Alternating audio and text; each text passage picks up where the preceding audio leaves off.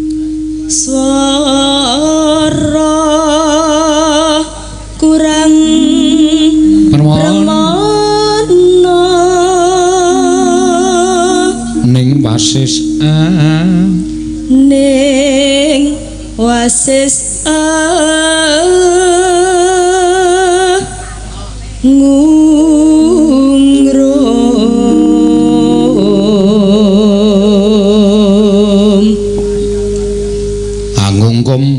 angungrum wah angungkum ya ketrikel kaya karo ngilate iki angungrum marang bendara angungrum marang bendara Dyah Sulistya kuwi dilebokke nang nggon bakmi terus dipangan nggo lawuh sabune kuwi cah iki kok ubek wae sabun dicopot diumbal-umbulke ora arang nyulung kulina melek sewengi ya ayo wis mulai padha dipangan yalon-alon ya Dyah Sulistya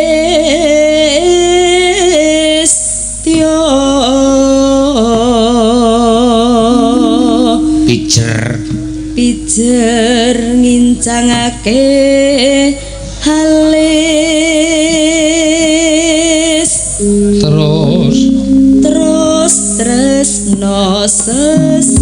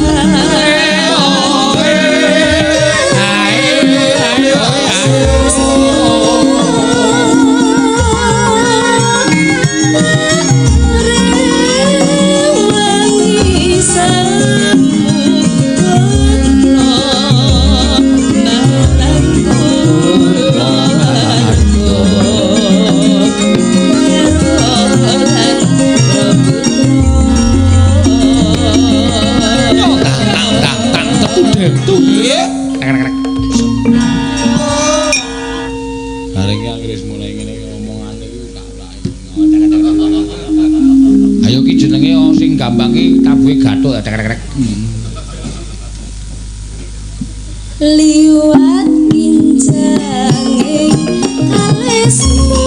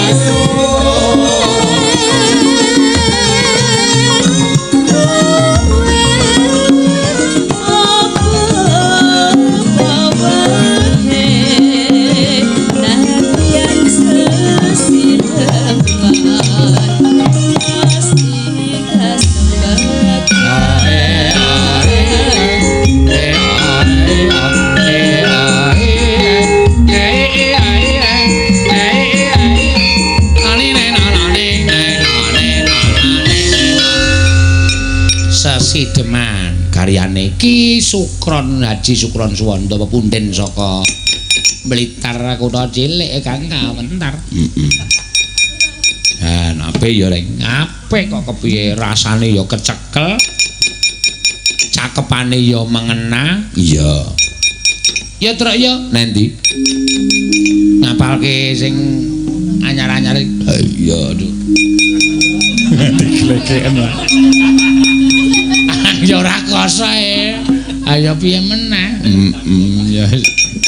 Ya. Arep nuwun apa? Ayo genti sapa si sapa? Iki wayangane kene apa kono? Aku manut. Nek kono ting ting ting ting ting ya aku tak mandek. Nek kene ya kono dipateni ya, Tru. Ayo wong engko nek nyetel ning dalem iki malah kepenak kok. Yo, sapa sing arep kepareng ngaturake? Engko Mbak sapa Rido dijajal baji dor kahot. Terus Mbak Anting ulan andung-andung. Ya, dibawani. Wah, aku seneng tenan krungu suarane Anting ndelok rupane ra seneng. Ndelok suarane iki jan iso menjiwai tenan lho. Iya. Kowe mbayangke sore mau ora? Lho, penonton semono akeh begitu Anting do re mi fa sol langsung ceplakep kabeh do menikmati kabeh. Itulah cara pembawaan suara yang bagus seperti itu. Ya, jadi dinikmati dari hati menuju ke suara. Ya, coba Anting sik, yo coba. Nggih. Amen ora ubek wae ora. Ya dibawani cara anu Banyuwangi sing liyane pambet mawon. Nggih. Yo 6. Omonge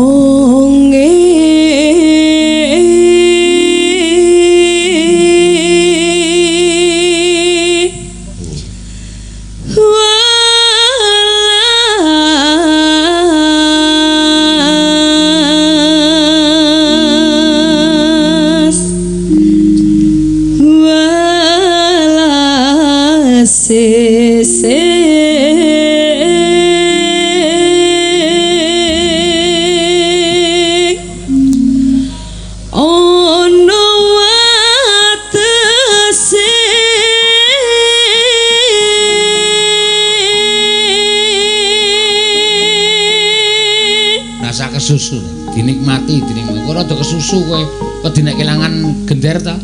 Iya. Iya. Kok kebu.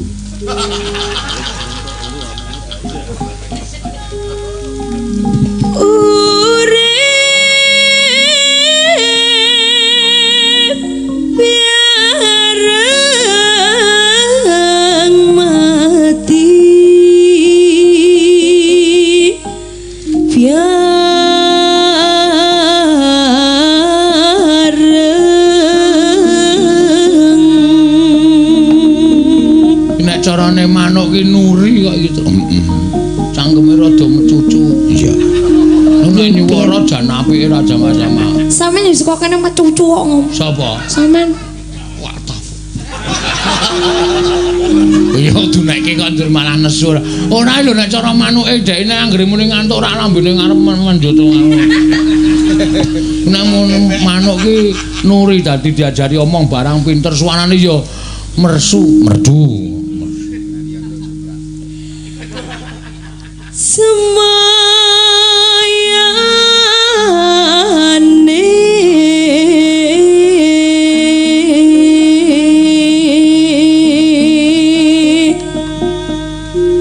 buru-buru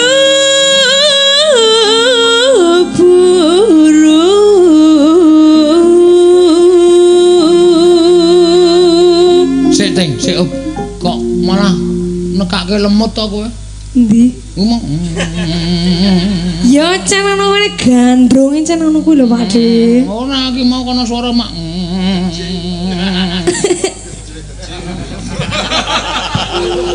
Apa ta? Lemut, suara lemut. Tolong dikeplake men modar. Ana nek cedhek lambeku ya aku sing modar. Iki radong cah iki radong. Rung nangkap kowe. Ya. Lha apa to, Pak Dik? Ya wis nek radong rasa semaur. Tugel cucukmu. Ya.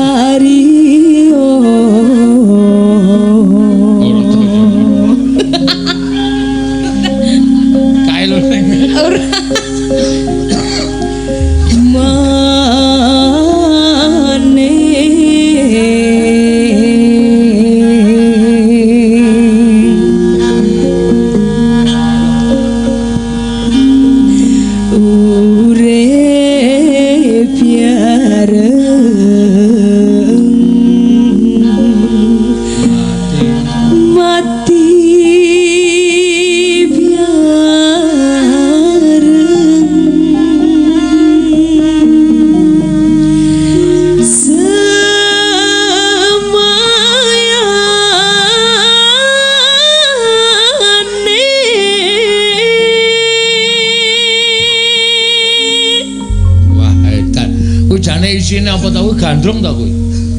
Gandrung ta isine? Piye to maksude? Isine cakepane lagune iki kuwi nggih gandrung wong. Oh, nggih jenengan praktene karo garwane ya iso. Sapa? Jenengan mosok kula dereng gadah. Ha kae soliken ya gelem iki.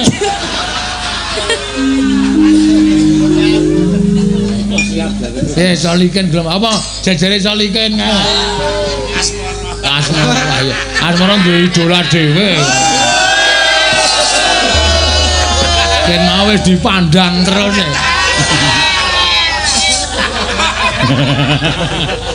Oh nek ora siji kae ora kula Pak mboten pokok. Ayo. Kesenengan dhewe-dhewe. Mulane duduk nang kono jane. Dimatke. Kok tekan omah dibayangke.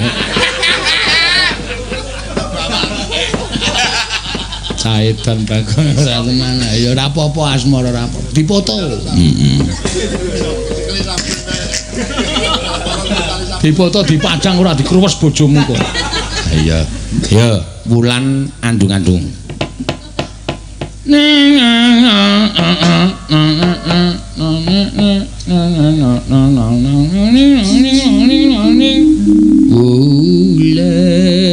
Bulan andung-andung. Ngerti to gong lagune? Wah, apa lagu mbiyen ning saiki lali. Oh ya wis. Nangane. Imbale sing apik lho. Ya. Jarana karo jogelo kuwi sing imbale. Jarana karo jogelo. Mangga ya.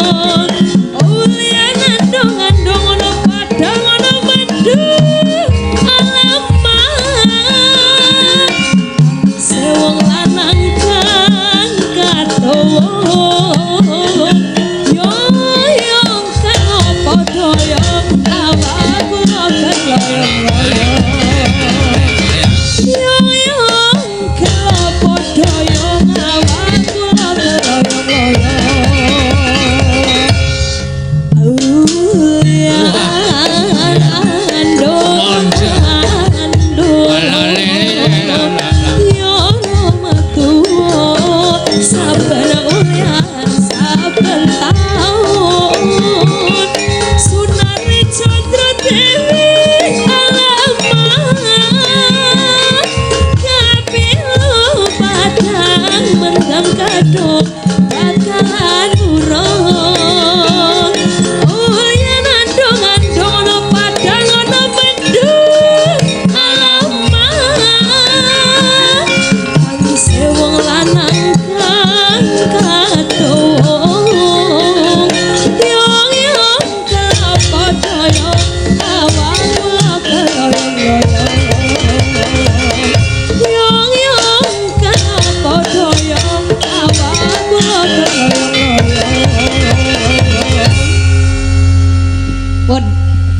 Wis ta iki? Wis, Gong. Walah, mbok sesana dina yompak. Dina yompak. Dadi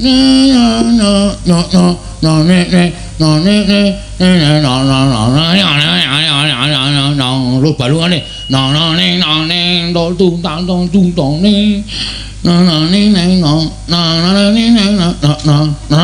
wah aku nek gelem ngarang lagu jane apik-apik lho. Oh iya to. Ya syukur. Aku mung gurung gelem ngarang lagu iki wis mulai do ngarang. Ya. Kepundenku Karang Pandhan Pak Mantep ya wis mulai do ngarang lagu tak enteni terus apa tandha mata. Matane kira matamu iki. Aku nek ora ngarang sesuk ndak kedaluwarsa. Oh iya. Sesuk ngarang ya. Heeh, kudu tak karang. Pamane nek mau ngarang kuwi arep ngarang apa kok? Ayo keindahan Kota Ngayogyakarta. Weh. Altar. Waduh. Altar iki alun-alun utara. Nek sak ngerti iso apik lho, Tru. Ampuh. Dibajutke, Gong. Ya.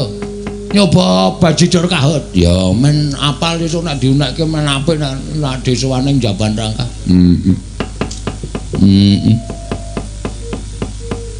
Sing nembang Ridho Riyani. Ya. Ayo Ridho nembang bajidor kahut. Ya. Ya, sing apik ya. Ya. Tuli Rika mau dinteni Mas Yono tapi wektune wis ora ana ya nyuwun ngapura. Ya ora apa-apa ngesuk maning. Iya, ngesuk ketemu meneh tanggal 30 maring mangunan karo maring Mas Yono. Ya, ngesuk. Ya. Sida ora Pak. Sida bajidor kahot. Yu. Ya? Ya ayu. Iki kok kaya wong manutan banget kok iki. Jerene Sida. Sida ora Pak, Sida. Yuk. Sing muni yo ayu iku kudune aku yo ayu. Ya ayu. Ya ayu kaya kowe. Iya. Kok basane kaya ngono iki piyayi Majenang. Oh. Mbok basane nganggo kaya kowe. Ayo kulonan bahasa ngapak, orang ngapak ora penak. Iya. Ora penak. Kudu ngapak. Iya. Terus nek Rika ngadeg ya jogete kiye kaya abot ngarep ya. Ngarep mburi abot kabeh. Iya kaya kiye kudu belajar joget kaya kowe aja. Iya, ngesuk nek preyan belajar joget. Tulit nyonge sak benere. Waduh, sak benere. Arep nyewake tukang joget tapi ora pada bisa kumpul kabeh sih. Terus tak sewakno tukang joget sing apik men ngajarin joget para ibu-ibu iki supaya apik jogete. Oh iya, ora pada bisa. Ora pada bisa. Ya belajar jogete karo Rika bae. Aja karo nyong. Keprimen. Tuli wis aja nyong wis ora iso joget. Ya wis. Wis ora bisa joget. Iya. Ayo Pak lah men ora adem. Ya, aku yo adem e. Yo.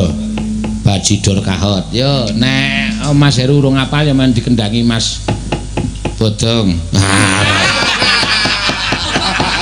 Malah tekan dindi kowe iki. Oh, sing jaipong jenengane Mas Bodong. Udu aja ngawur.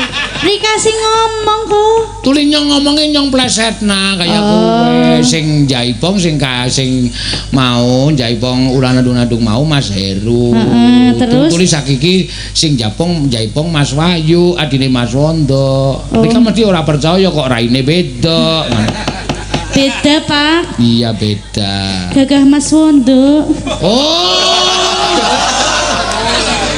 Tuli Rika sinden ya rada lamur ya. Ya Mas ya. Mas Wondo. Wah kiye aja gawe masalah Rika. Kiye cedek omahe Wanda bisa geger maring ngomah. Apa-apa digepuke kaya kowe.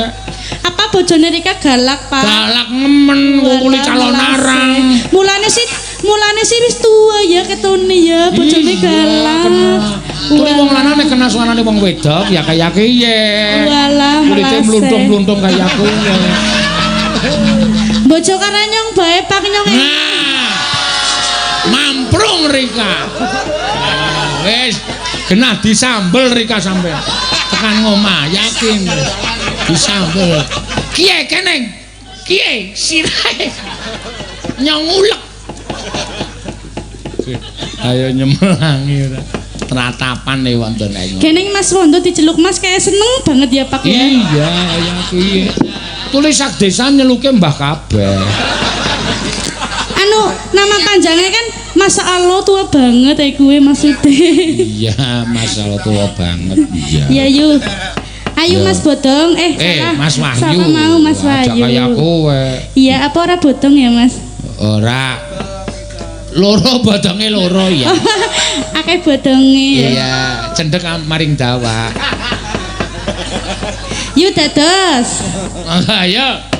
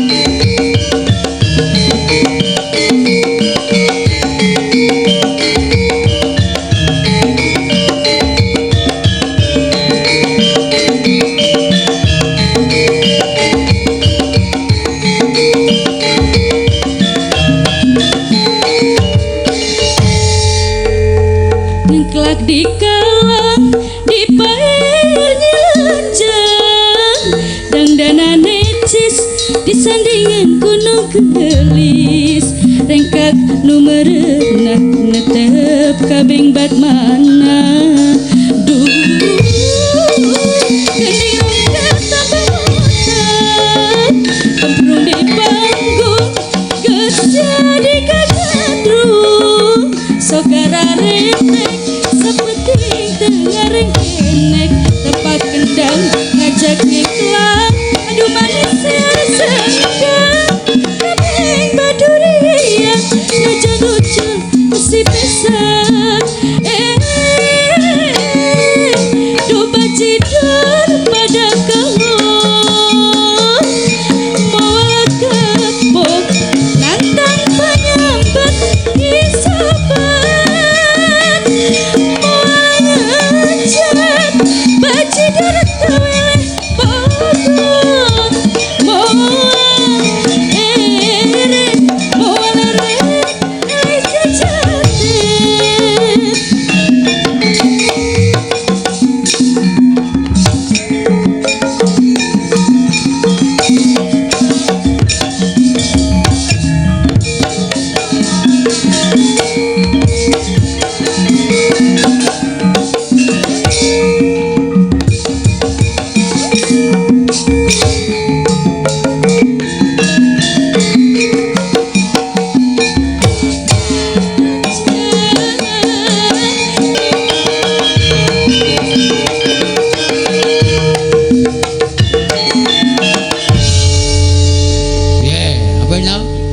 Ya ming wiwitane mau rada nyreka-nyreka sithik. Ora apa-apa. Sing penting wis dadi bajigor kahot, bajidor. Bajidor rek, bajidor kahot wis apik. Heeh. Truk. Aku ngantuk. Lho. Kuwi bareng ngene bajidor kahot muni aku ngantuk. Omongane kok ora mulane ayo ndang nyambut gawe bantu Ndara Bratasena Truk.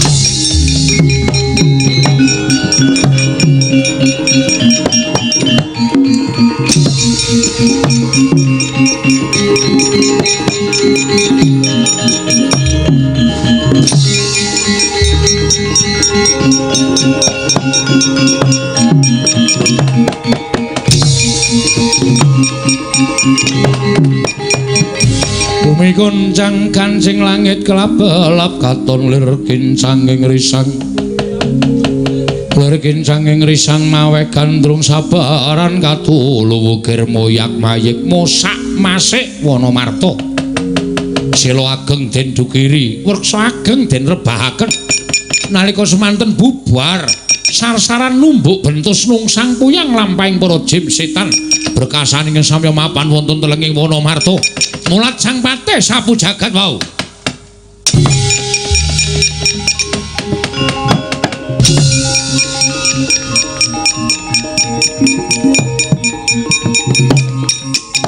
woi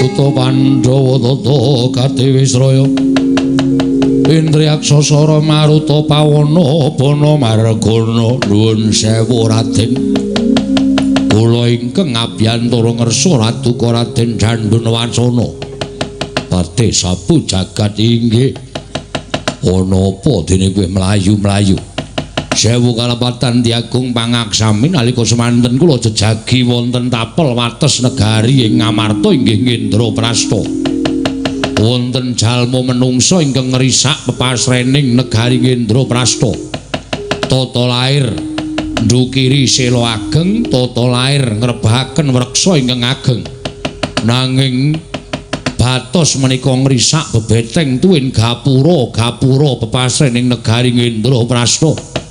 Oh ladala kula semanggaken dinandika Raden Dandunwacana anggenipun ngrampungi perkawis menika. Wah Sarapati menungsa sing wani ngrusak Wonomarta patih sabu jagat semingkira tak pethuke kaya ngopo menungsa sing wani ngrusak delenging Wonomarta.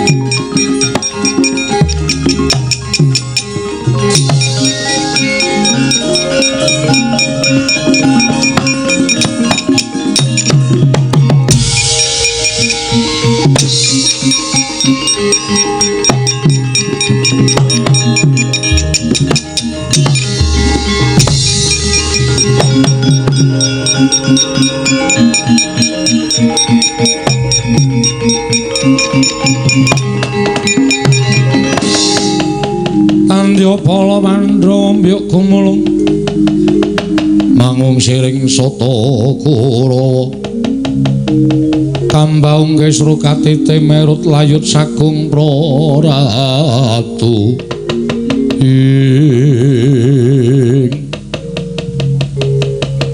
ana menungso sing wani ngrusak pepasrening Wonomarta ora weruh saknyatane lamun sejatine alas iki wujuding negara kajiman.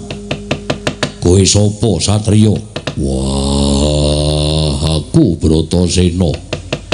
Kowe sapa? Kadang nata ing Ngendraprasta, kadang ing Sang Prabu Yudhistira aku Raden Dandunwacana. Kowe aja gawe rusak laladan Wonomarta, ayo seminggir. Mumpung isih gedhe pangapuraning Raden Dandunwacana kowe tak wenehi urip migata saka Wonomarta malah kowe bangsaning jim sing kudu seminggir derajate dhuwur menungsa tinimbangane bangsaning jim ora ana jamak lumrahing menungsa kalah karo bangsaning jim kowe seminggir Ratu Gusti Mujak seminggir saka papan kene Wonomarta arep tak babati tak ngumukti aku sak sedulur Raden Dandunwacana Umi kuncang kancing langit kelap-lapaton Sader kincanging risang mawe gandrung sabaran katulu wukir moyak mayik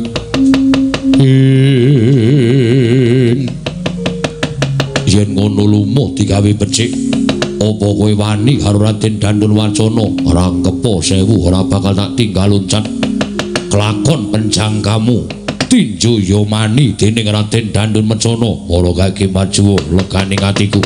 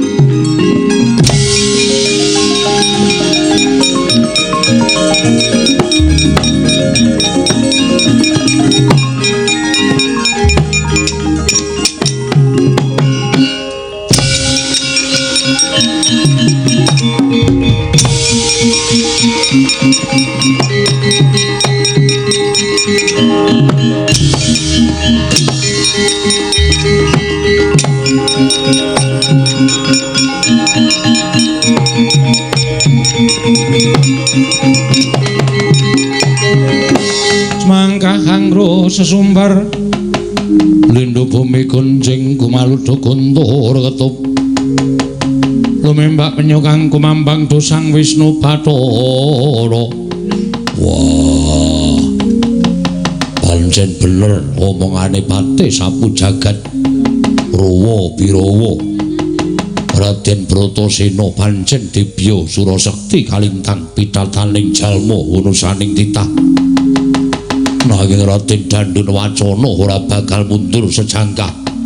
Kowe kena daya kemandenku tampang sutra jala kencana ora nglumpruk aja dundang Raden Dandun Wacana.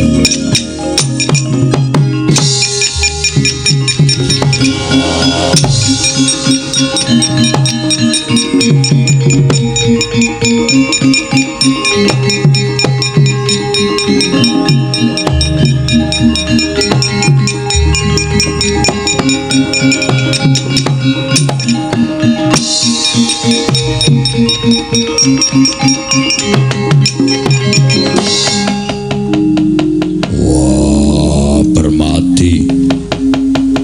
Puntadewa aku tulungono. Wah, Permati kowe ndang nyusula Kakang Mule. Permati kowe ndang nyusula aku. Kena daya kemanden ora bisa nglawat. Wah, Gundi Babu anakmu lanang tulungono Gundi Babu.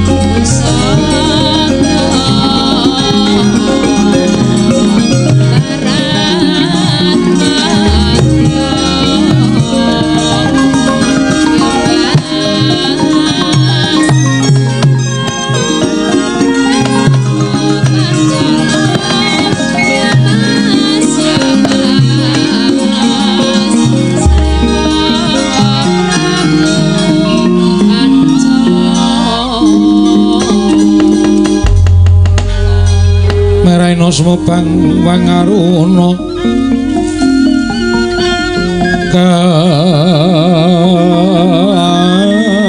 katinetraning uga rapuh sabdaning kokila ring kanikara saketar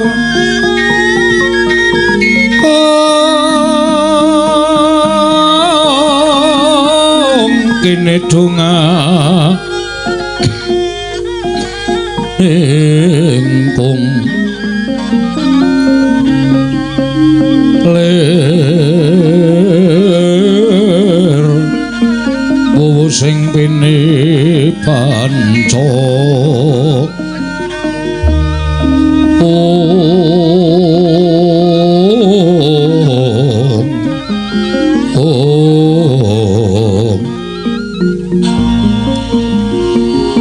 bebetoking ayam wana merak mangwuking pagakan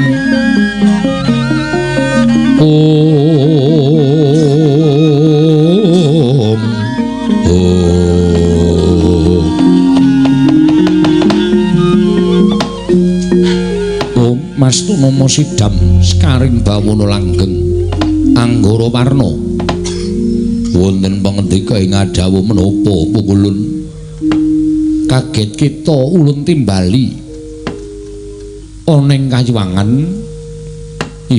kumejut raos sing manahipun ing ngabdipun Anggara Warna wonten menapa pukulun dene paduka miji dhateng pisowanipun ing ngabdipun sungun sumur gumuling Anggara Warna wonten timbalan ing adhawa kita ngerti yen to sejatine ana ing kayuwangan ulun bakal ngrembug babagan negara Ngendraprasta ing nalika semana kita ingkang ulun tuding minangka dadi undagi yasa negara Ngendraprasta inggih ingkang sakmangke menawi dipun tingali kanthi netra lair wujudipun wana gung liwang-liwung ingkang nami wana marta namung sejatosipun menika negari Ngendraprasta wonten ingkang sakmangke lenggah dampar minangka dados nalindraning bangsaning Jim inggih menika Prabu Yudhistira sakadang kadeyan ya pancen bener mengkono mula kang sangka kuwi Anggara Warna ulun dawuh kelawan jeneng kita jumbuh kelawan pesthing dewa ing wis mesthekake lamun wis ganep 1000 taun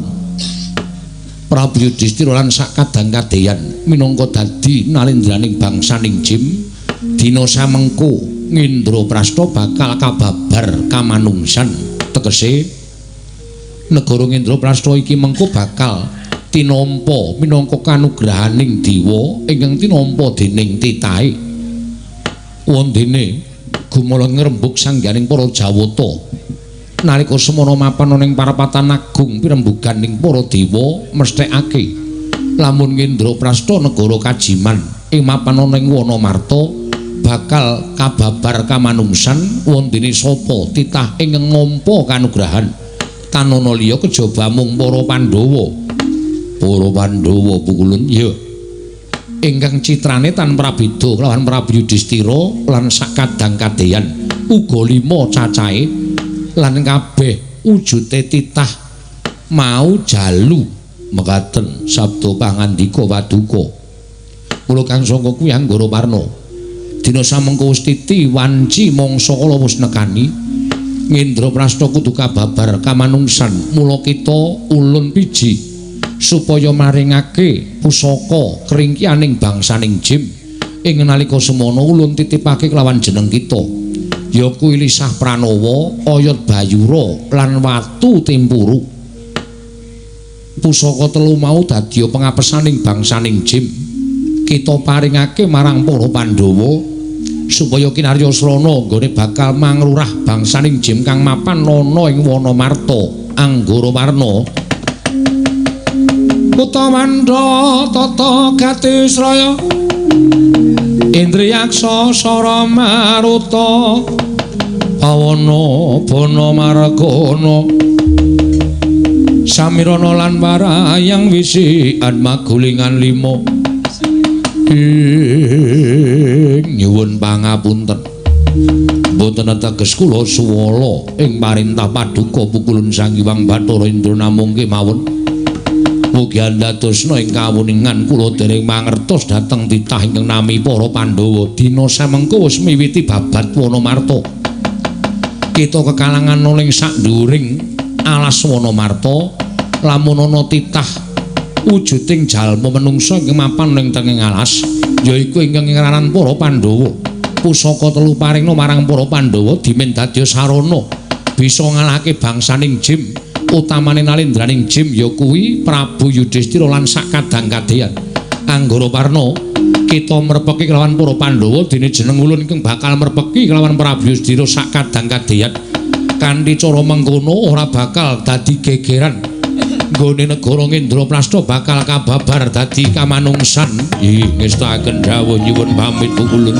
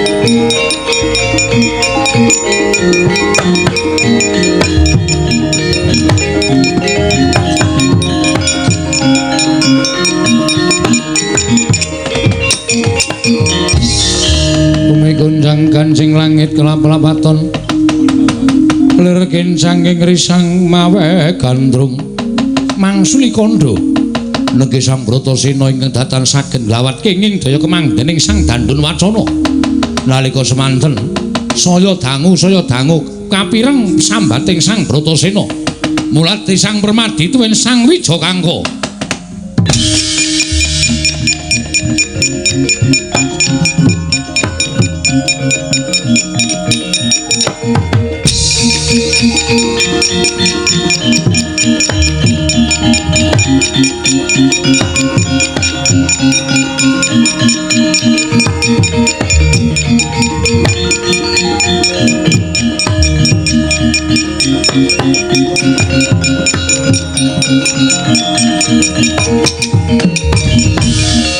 Wah, Permadi.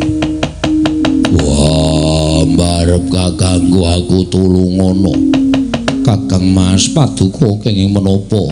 Werkudara Bratasena adhiku di kena ngapa si Adi?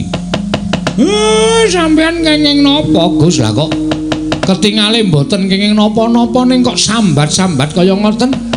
Ah, niki mesti pokal gawene bangsaning Jim to lho. Wah.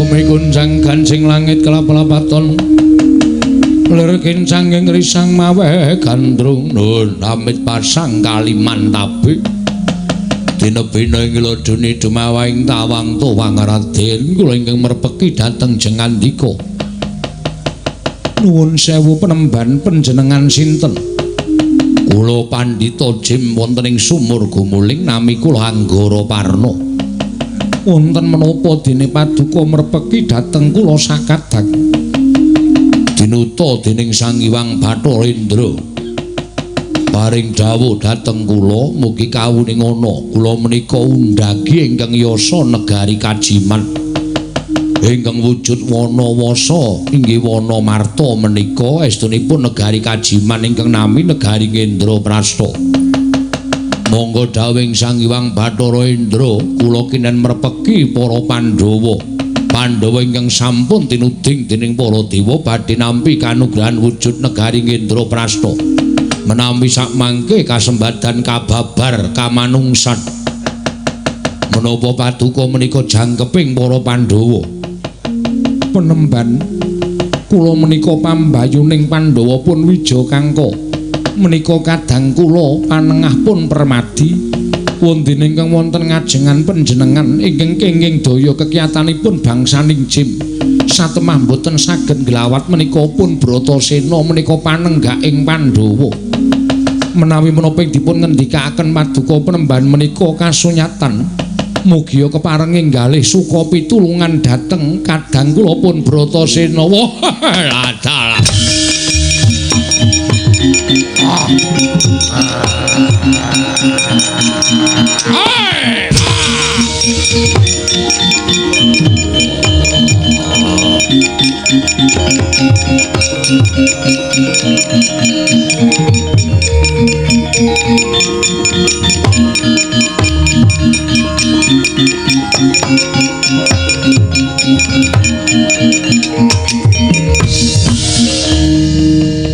penemban ngaturaken panuwun dene sampeyan sampun kepareng ngluwari bebandanipun kadang kula sapa iki penemban Anggara Parna ya penemban Citrasena Bratasena ingkang tetulung kelawan sira wah ngaturake panuwun menika dados bukti bilih atur kula menika mboten namung kandhek wonten ing pangucap nanging kababar dados pakarti malah samangke kinarya bukti Hyang Pikulun Bathara Indra paring dawuh kaliyan kula supados kula ngaturaken pengapesanipun bangsaning Jim tiga cacahipun lisah pranawa oyot bayura lawan watu timpuru menika kinarya senjata anggen Paduka saged ngasuraken bangsaning Jim monggo kula aturi nampi Raden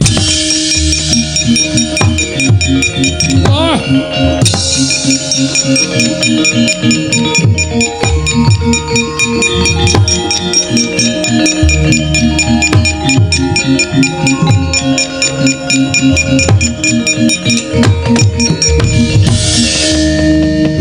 Pranowo menawi kasipataken wonten ing netra saged ngawruhi bangsaning jim.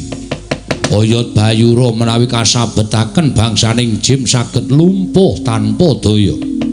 Watu Timburu menawi dipun sawataken bangsaning jim saged lebur tumpur tanpa dadi.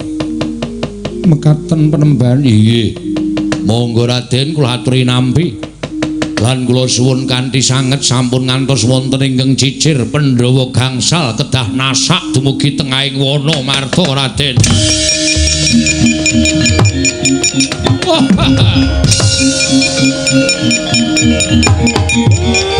Syukur iki lho. Kula rak wis matur to napa-napa niku nek diniati tenan mongko tekan tekad adat saben sok kasembadan. Yo. Dipol apa kang dadi pengendikamu mesti tak gimbul ana ing telenging ati. Syukur. Niki trontong-trontong pun wonten sulak ing pepadang, Gus. Ndara werku Dara Kang Rayi pinten tansah digendhong ngestu padha dawuhe Nganggara Parna. Iya Kyai Semar aku mengkari Kyai Nayantaka.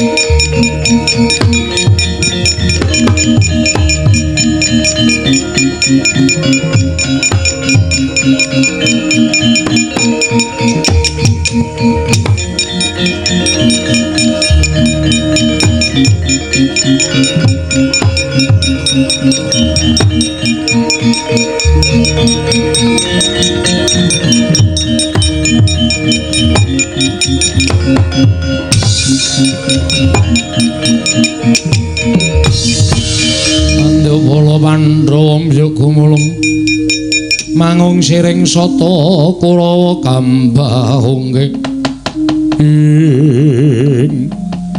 Yudhistira kakangku Dandun wacana piye aku munjo atur ngersani Yudhistira kakangku nalika semono aku nampa sawaning pati sapu jagat ngandhake ning menungso sing wani babat telenging wana marta. Ora ngerti yen to telenging wana marta kuwi wujuding negara kajiman. Tumuli aku mapaki marang kridaning menungsa sing wani ngrusak wana marta. Wah, jebul menungsane digdaya sekti kalintang jayaning perang. Kabukten aku meh kasuran yuda. Tumuli Bratasena ya menungsa mau tak tibani daya kemandhen tampang sutra jala kencana. Saiki wis kabondo ning tengahing alas wana marta. Yudhistira mangsa borong gandeng sing minangka dadi nalendraning jim. Yudhistira kakangku tak pasrahake bapati uripe Bratasena.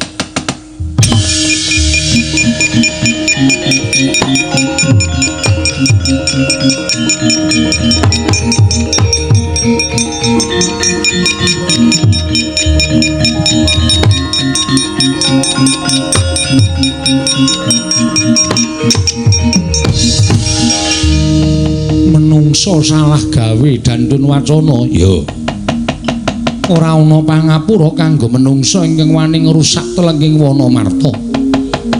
Luwih-luwih wujuding satriya mestine awas paningale lamun wana marta kuwi dudu papan wujuding wana wasa nanging negara kajiman.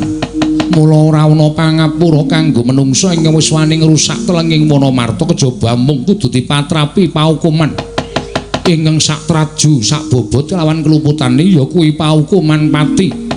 Dimen padha ngerti yen to wana marta ora kena dienggo gegabah dening sapa wae Dandun wacana.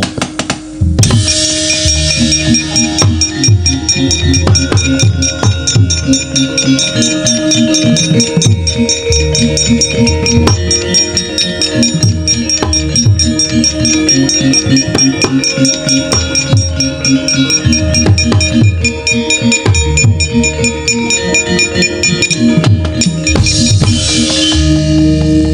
ngaturaken sembah pangabekti kula kunjuk pukulun. Ya.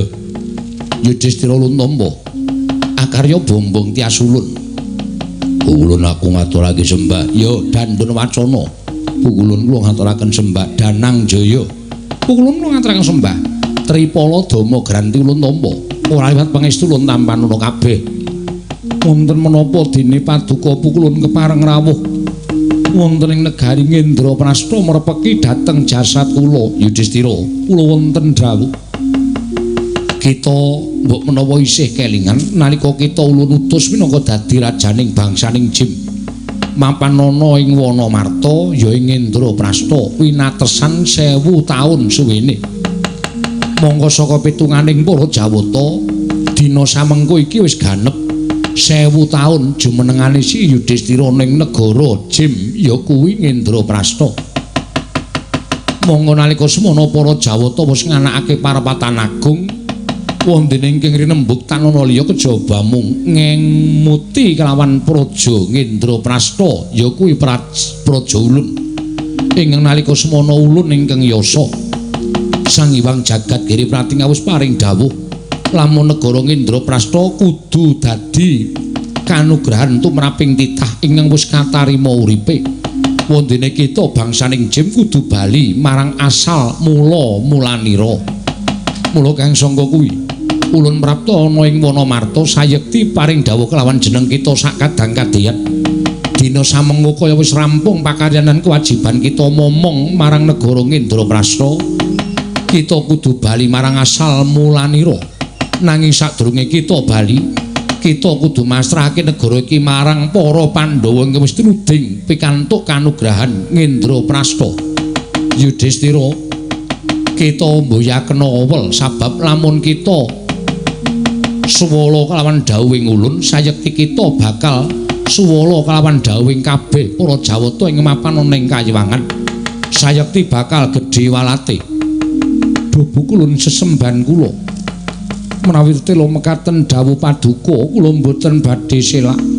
Menapa ing sampun paduka dawuhaken badhe kula candhi nggo jimat lan tertentu badhe kula lampahi pukulun bagus. Sadhela meneh bakal ana satriya 5 cacah ingkang prapting ana ing Wanamarta. Ya kuwi ingkang aran Pandhawa. Ya Pandhawa ingkang wis tinuding bakal nampa kanugrahan wujud negara Ngendraprasta ingkang bakal kababar kamanungsan Yudhistira lan sakadang-kadheyan kabeh.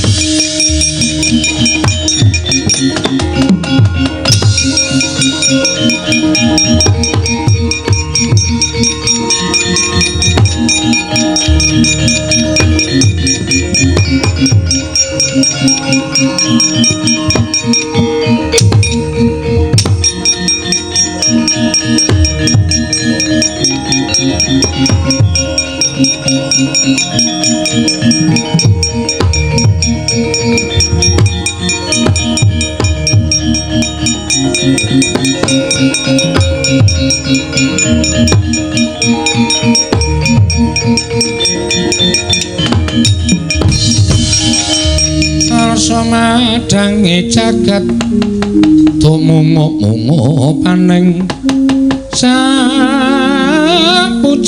wukir marebak bangsa merat keneng soroting surya mega lan gunung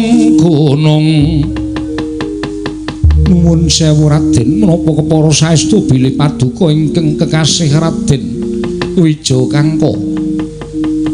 Iya sinuwun aku ing ngaran Raden Wijakangka iki dulurku. Papat cacahe Raden Bratasena Permadyapa dene Pinten Tangsen. Kena ngapa sinuwun dene panjenengane tumuli mabuka ana ing ngareping Wijakangka ing sak temene. Sinuwun kuwi nalindraning jeming mapanana ing Ngendraprasta. Sang Hyang Pikulun Bathara Darma mboten badhe sisip paningalipun ingkang abdipun Yudhistira. Bilih paduka pangejawantaing Sang Hyang Pikulun Bathara Darma menawi tetela mekaten sampun mboten badhe sisip bilih paduka ingkang sampun tinuding dening para Jawata nampi kanugrahan nenggari Ngendra Prasta ingkang wujud wana marta menika mangke badhe kababar kamanungsan. Dene paduka ingkang kedah nampi kanugrahan menika Raden. Mila ingkang saking menika saderengipun kula wangsul. Dene kula menika bangsaning jim wangsul kula inggih mapan wonten ing wewujudan ingkang sekawit wujudipun Agni utawi geni. Kula namung badhe munjuk atur ngersa paduka Raden Wijakangka menawi mangke paduka sumerep wana marta menika sampun wujud negari menika wonten gangsal negari ingkang tengah menika ingkang winastan Ngendra Prasta ingkang ngiring kilen menika winastan Jodipati nggih Nunggul Pawenak menika papanipun kadang kula Dandun Wacana ingkang ngiring ler menika winastan Madukara menika papanipun kadang kula Danang Jaya wondene ingkang wiling wetan tuwin kidul menika winastan Sawu Jajar tuwin Bumira Tawu menika papanipun kadang kula Tripala Drama Granti ingkang tengah ingkang ageng piyambak menika negari Ngendra Prasta menika papan dunung kula sumangga kula caosaken paduka Raden wondene kula nuwun sewu bangsaning jim menika mboten saged manunggal kaliyan bangsaning menungsa nadyan gesangipun sarwi sareng nanging mboten saged manunggal mila klilanana sak sampunipun kula masrahaken negari kula wangsul dhateng asal mulanipun ingkang abdipun Yudhistira sak kadang Raden.